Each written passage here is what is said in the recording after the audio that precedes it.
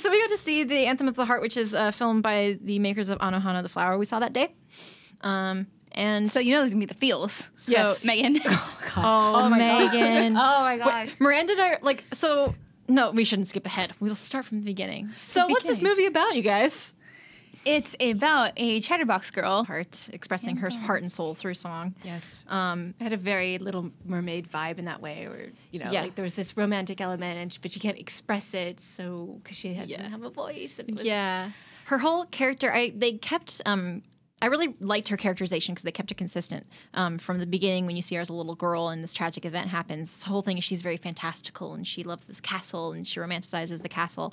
And then even through high school, she's still thinking about princes and balls and castles and stuff like that. So I liked that she lost her voice, but she didn't lose herself. Yeah. She just couldn't express it. And so I thought that was really interesting. And I thought that the whole the trauma and losing her voice and she basically externalizes this trauma as an egg telling her that she's been robbed of her voice, and the egg is just kind of whispering in her ear, figuratively, all these horrible things. And I definitely interpreted that as like an anxiety thing, like your brain kind of tricking you into thinking one thing about yourself.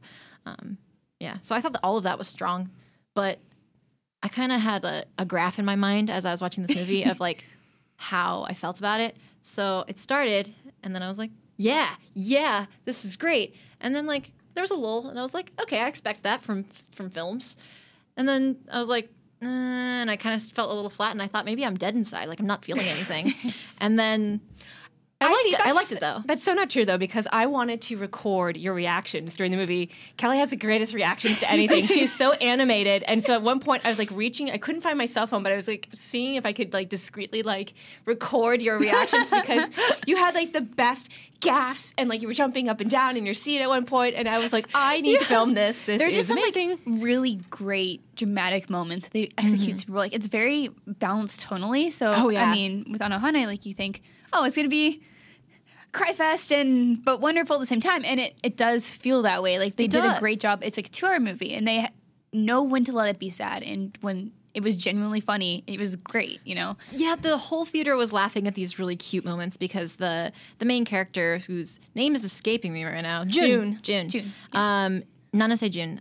No, Nanase. Yeah. June, anyway, she's super animated despite not having an actual voice. So she's doing all these really adorable things, and everyone's laughing because she's so charming. And yeah, it was good because there were times where I was like, it was really like my heart was hurting, and then something cute would happen, and I'd feel a little better. Yeah. But there were cute things with just kind of like high school relationships, and I liked how it developed the side characters toward the end.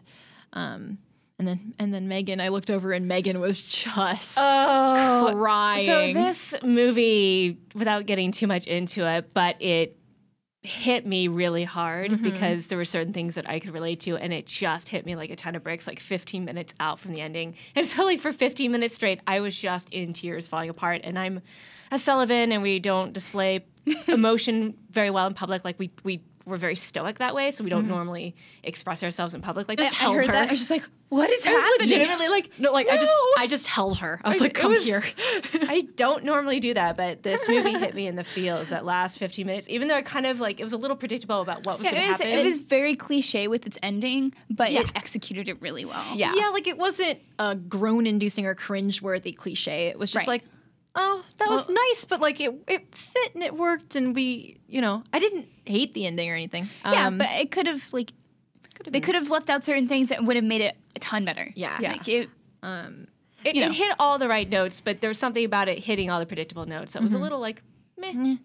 Yeah, it's funny that you go with notes because it's about a musical. Well, I also really like the character designs. So we talked about hair, and that's why we got on this topic. And so, like, there's a problem with, like, the Moe blob. Like, all the characters look kind of similar. Like, they might have different hair colors or whatever, but ultimately their face shapes or their body types are kind of similar, like, might vary in height.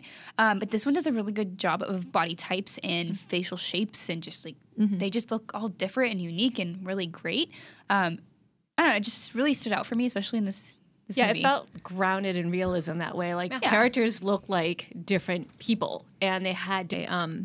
both the character design physically and also just how each of them was distinct. And I especially liked how I could relate to different characters at different points. Like, I didn't pick one. Sometimes when I watch anime, I pick one and I'm like, she's my waifu. I relate to her the most. Or that's me. Yeah, or like, that's me. Or that's me, who, but minus the thing. Yeah, or that's who I'd like to be, but it's totally not who I am, or whatever it is. But with this one, I was like, at some points I was really identifying with June, and at other points I was identifying with this one girl who thought this guy didn't like her, and like, it's just, I found something, like a part of myself in every character because they were so real and defined. Yeah.